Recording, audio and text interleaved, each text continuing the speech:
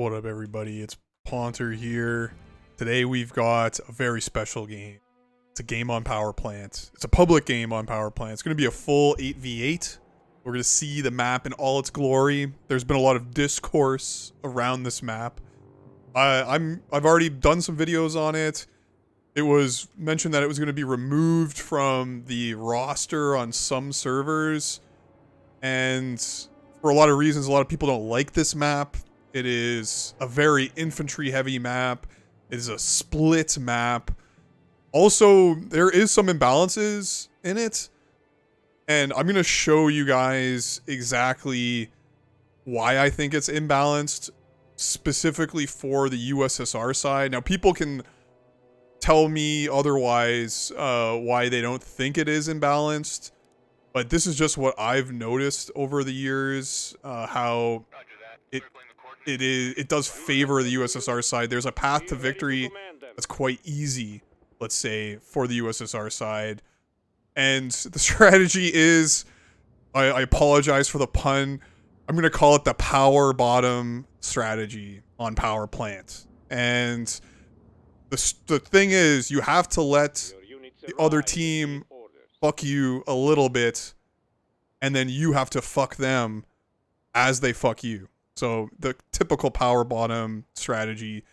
And on the USSR side, it means letting them attack suburbs. Like, this is your this is your Bakhmut. You know, it's gonna get destroyed.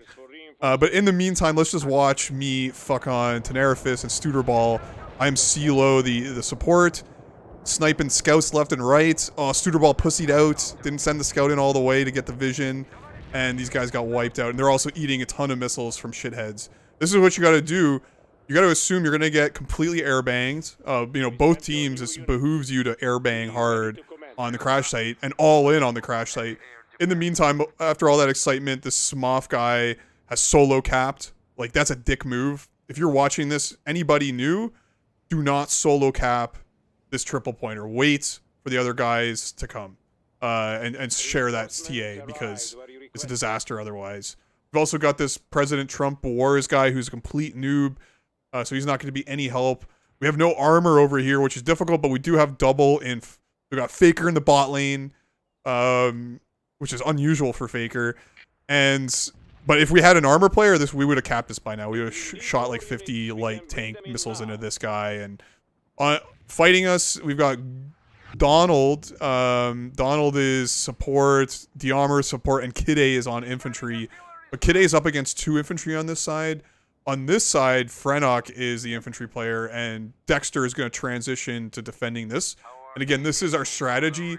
We're all-inning over here, and we're just putting enough guys here to defend the suburbs against attacks. And a lot of people have been saying, look at these combo drops, or not combo drops, but triple drops, like, are very aggressive. That's unusual. But I guess there is no defending. Dex rightly got into these buildings. You got to get in from these buildings ASAP. But yeah, we're just going to absorb attacks over here the entire game. And we'll see how that works. But both teams are doing the normal thing, which is pressuring up here. Both side, like, I don't know what side has the better experience. I think USSR side has a better experience attacking Crash. And again, for 2 reasons. There is a strategic reward to attacking Crash, as you can attack the power plant right after. So if you hold Crash, you can attack power plant. There's no strategic reward other than controlling the triple pointer for the NATO side. So that's like in the nutshell where I think this map favors USSR. But both sides kind of have the same thing. Okay, Studerball is switched off of air, I guess, getting frustrated by my esports high-level support. Also, they're going to get another air player. The dangerous, where is he? Peru will join shortly. But right now, they're just swarming us. And again, we have no ground units. Like, Faker is bringing in medium tanks to help out on the ground game. But it's not looking good for us. Like, we're getting swarmed. Kide is slowly encroaching. This is Dimor. There's just multiple medium artilleries. I'm sure Dimor has one too, but like, there's a lot of medium artilleries going on. But look who's to the rescue. We got Muku, who he goes by like Where or something with the big brain on Discord. They also lose the duck. He quits, and I mean, this is a very rage. Like, just fighting over crash site is very frustrating because it's such a small area. Like, I do actually enjoy fighting over here more, but it's a frustrating fight as well. And they're really fucking us hard at the suburbs. Like, look at this encroaching armor. They've got line of sight. They got the inf advantage, but look up here, Muku's swarm of light tanks for the rescue, and we get a massive cap. That's kind of the first cap on, I think, for anybody on this. Or close to it, and now I am just going to help defend, and I have a very powerful adversary here. This is Peru, so super aggressive air, just cuts through support like a hot knife through butter. Like, even though I'm clicking on the scout, I can't kill him fast enough. Like, if you flare correctly on a scout, you can usually buy enough time where that scout's alive, where you can kill a full support player. You just have to flare well, like basically deflect while you're flaring, so the flares are like behind. That helps the missiles work a little better, and then you're moving that scout to where the support is under the smoke. But to survive up here as support, you can do a few things. Like, I'm being aggressive right here. I'm poking Tenerifis because I know I can mentally dominate Tenerifis. Because he's just trying to kill our infantry player and bang on our infantry player, so I want to stick to the edges of the woods. And this is just a good best practice on the woody maps as support. Like, don't stay on points, although I'm forwarding here, I'm greedy. You want to keep your AA on the edge of woods, because that also blocks line of sight sometimes, so you can get lucky and, you know, they won't see you in the woods until they get really close. And then you want to spread out, kind of make a line. Like this. You never want to blob up here, because look, right here, you got already falling on you. Like, if I was blobbed anymore, I would have been completely wiped here. And again, Peru, super aggressive dives that guy. But this guy manages to survive, but gets killed by the Arty. But I'm still just chucking everything up here. I'm going 100% on crash. So is Faker. So is Muku. Oh, Muku has one, like, the value medium, I guess. It doesn't make sense to have one unit over here as everybody in case they're decapping, so you can participate in the recaps. But notice just nothing's going on here. It's a complete stalemate. And this is why, again, NATO really struggles to push over here. Like, even a really good team will struggle to push. And, like, I have replays I could show from, like, ESL tournaments back in 2008, 2009, where you have DC and Dignitas fighting on this map, and both sides struggle with a suburbs push. Like, I've seen a lot of games end just by failed suburbs pushes. In the meantime, this is what you got to do to win up here. So you just drop heavy air supports, kill everything. I would say the Kid A really struggle. Like, you need infantry in these woods to prevent caps like this when you have, and I guess she did have some, but they're kind of beat up. Oh, this guy just re-healed. But just notice how easy it is to get dirty caps up here and just completely demoralize their team. And this is the other weakness of Powerplant and pubs. Teams do not have the mental strength to continue to attack difficult positions, even though it's a strategic necessity. Like, you will die if you do not attack a crash. If you allow a team to establish themselves up here, you're going to lose. But in a pub, you just like it's too hard over here. I'm just going to go over here. And so, you know, you got the air migrates, the support migrates, the infantry migrates. Everybody migrates over and just leaves this unattacked. And that's going to cause problems later on. And now we're establishing forward drops, so we get line of sight, so I can see the air coming a lot better. Although we're still getting surprised. So now Studerball's back on air. Peru is still on air, so they got 3 air now, and they're just, again, destroying us in the suburbs. Like, there is a full support player over there, so I don't really care. And I know, like, it's going to be difficult for me to survive up here against, you know, 3 air players could concentrate on me, and really, like, 1 or 2 of them could wipe me out easily, especially with some TA.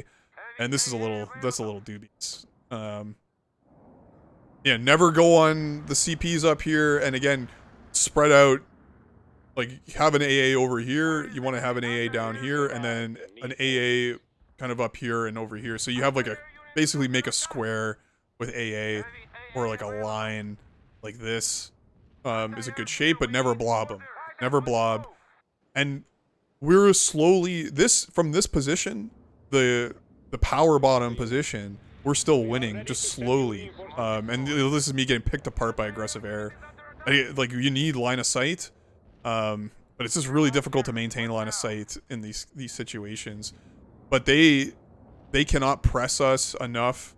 Like, if they decapping this is a sucker's move, because we're just gonna milk them for TA. And they're like, the crash site is absorbing all their TA. So one of the strategies is you nuke, just nuke the suburbs and then push.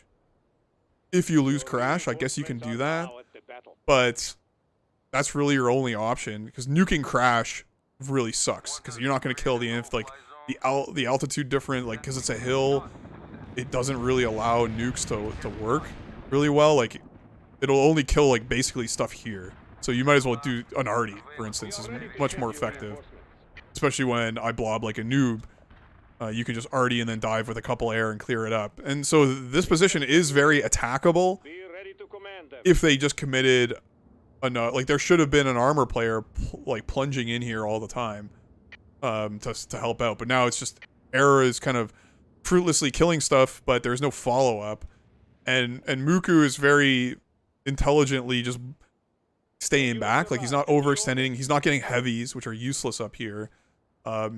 But using the lights as kind of a swarm of lights, pulling them back when they're going to be vulnerable, and then pushing them forward when they get an opportunity to, you know, launch a couple missiles at an AA.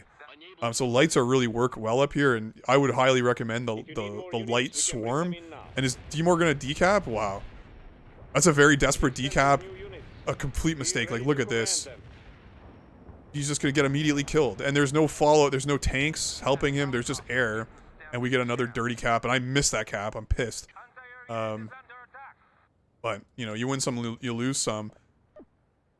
And again, this side, definitely some back mood vibes. It's just getting pummeled, but they can't do anything. They can't generate enough to really push us out of this little hold. And, you know, they should have fabbed it. They should have hit it with a carpet or something. Like, you really should destroy all these buildings if you're going to push here, but they're just kind of wasting time. And in the meantime, we're holding crash, sitting comfy, and just racking up lots and lots of score. So, and this is a moment where Powerplant can get kind of boring, because if one side loses crash, it's kind of just GG. And like, I rage a lot when I'm, especially on the NATO side. I think the NATO side is just very frustrating.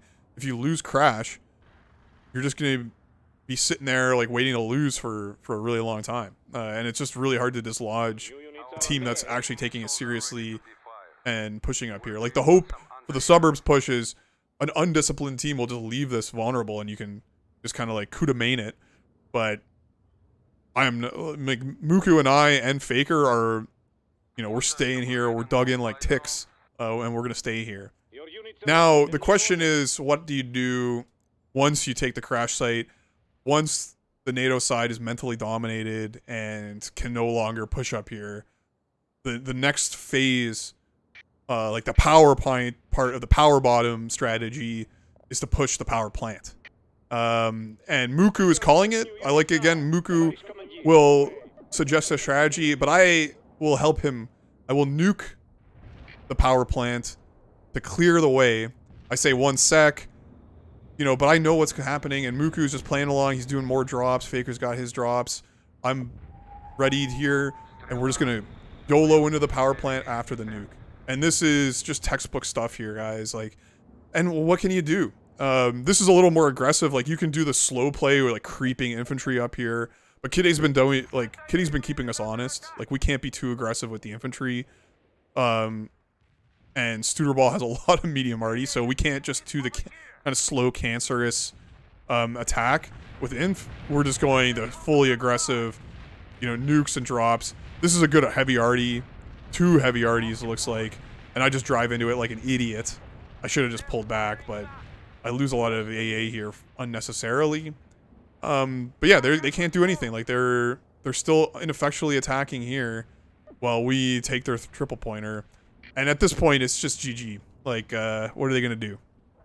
You know, they're going to have to spend all this time taking this, and they're never even going to be able to push suburbs effectively, let alone push crash. We're just going to be here fucking them up, doing heavy RDs. So yeah, that's a textbook Powerplant. We'll play them out, just grinding them down. You know, then we could maybe eventually push here, but yeah, you know, we get over here. There's like some back and forth, but the writing's on the wall. No attacks on crash, and an easy win by the USSR team. And the teams were relatively even. Like, this guy's new, you know, this, like, yeah, there's like really no new players on, and there's like an even distribution of good players, I think. Like, Renok and Kide might have a lot of time with, like, I really don't know who Faker is. Dex is obviously a really good infantry player, and that's what you need. But like, Diemer is a better support player than me. Or this Nikola Tesla guy. So, I don't know. The teams were pretty even. What do you guys think of the USSR advantage? Like, is there an advantage for USSR? Let me know in the comments. Let me know your thoughts on that strategy. And yeah, I think Powerplant's a good map. Some imbalances. There's some, you do have to have some pretty decent skills. But yeah, it's a good game. And yeah, good pubs recently. Yeah, take it easy, guys. Don't despair on Powerplant. And yeah, later.